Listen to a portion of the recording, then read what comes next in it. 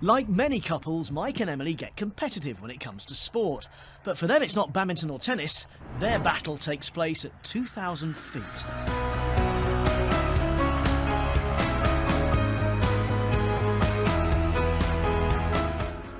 They're competing against each other this weekend above South Africa at the World Championships of Aerobatic Flying.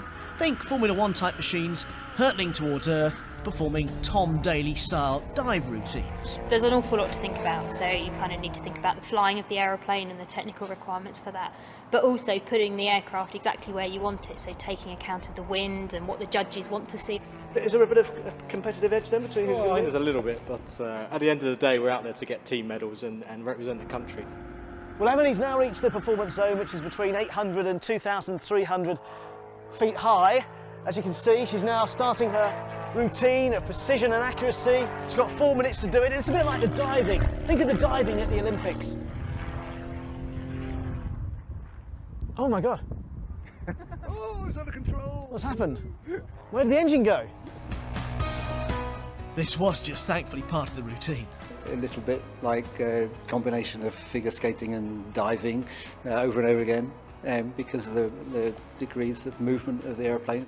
There's only one way to find out exactly the sort of G-forces they're going through up there, and that's to get in a plane, a two-seater with Alan Cassidy here, the most experienced aerobatic pilot in the country. And we were off into the blue skies above Maidenhead and Henley-on-Thames. Not that we had much time to admire the scenery, as you experience an assault on your senses that you can't really prepare for until it turns you upside down and inside out. As a sport, aerobatic flying is probably the most physical and demanding of all the motorsports. We'd expect pilots to come down with plus 8 or 9 G on the G meter. The G-forces can do odd things to your face.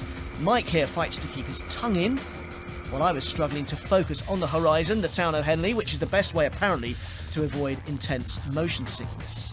We become three-dimensional people instead of flat earth two-dimensional people.